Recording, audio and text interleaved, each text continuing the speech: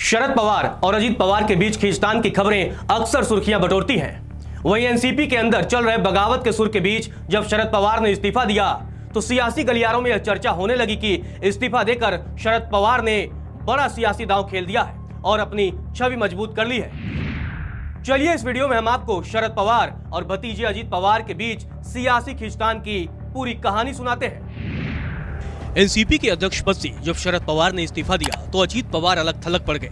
कभी पार्टी तोड़कर बीजेपी के साथ सरकार बनाने वाले अजीत पवार के सियासी सुर पिछले दिनों बदलने लगे थे। अजीत पवार महाराष्ट्र की सियासत में फिर से उठापटक करते उससे पहले चाचा शरद पवार ने अध्यक्ष पद से इस्तीफा दे दिया। शरद पवार ने इस्तीफा दिया तो अजीत पवार को लगा कि अब एनसीपी की कमान उनके हाथों में आ जाएगी, लेकिन ऐसा नहीं हुआ। पार्टी के अंदर शरद पवार के इस्तीफे को रद्द करने की आवाज जोर पकड़ने लगी। इधर सियासी गलियारों में चर्चा होने लगी कि इस्तीफे का दांव चलकर शरद पवार ने अपनी छवि मजबूत कर ली, तो वहीं अजीत पवार को सत्ता के भूखे और कमजोर टीम प्लेयर के तौर पर पेश किया गया। अजीत पवार के करीबियों का दावा है कि यह मास्टर स्ट्रोक अजीत पवार को कमजोर करने के लिए चला गया। अजीत पवार महाराष्ट्र की सियासत के कद्दावर नेता माने जाते हैं। 2 बार वह राज्य का मुख्यमंत्री बनते बनते रह गए। बताया जाता है कि दोनों बार शरद पवार की मंजूरी नहीं मिली थी। पहला मौका साल 2004 में आया जब एनसीपी को कांग्रेस से ज्यादा सीटें मिली थी। उस वक्त एनसीपी मुख्यमंत्री का पद आसानी से हासिल कर सकती थी, लेकिन शरद पवार ने मुख्यमंत्री का पद कांग्रेस को दे दिया।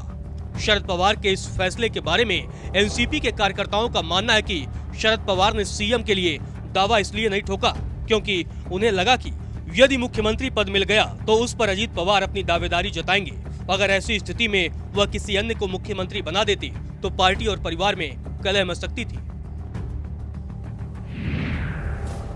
दूसरा मौका 15 साल बाद 2019 में आया जब कांग्रेस, एनसीपी और शिवसेना ने मिलकर सरकार बनाई। उस वक्त भी महाविकास आघाड़ी की सरकार में मुख्यमंत्री पद के लिए अजीत पवार प्रबल दावेदार थे।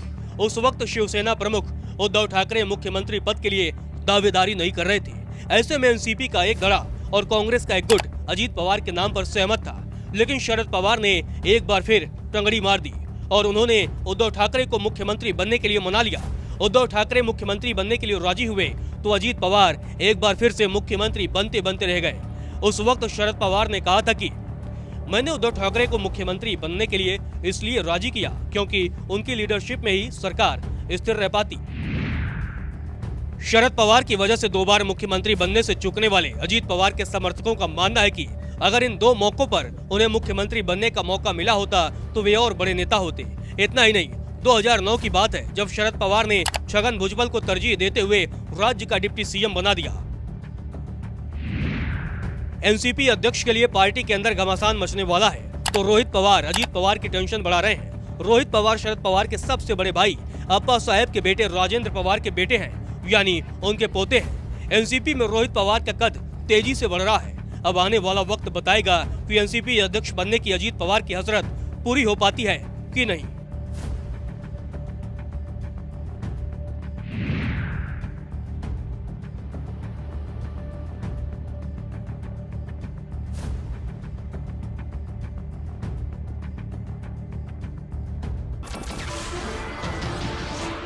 नमस्कार, मैं हूं मानक गुप्ता।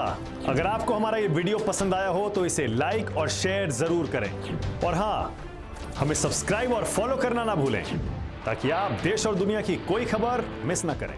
तो जुड़े रहिए हमारे साथ और देखते रहिए न्यूज़ 24।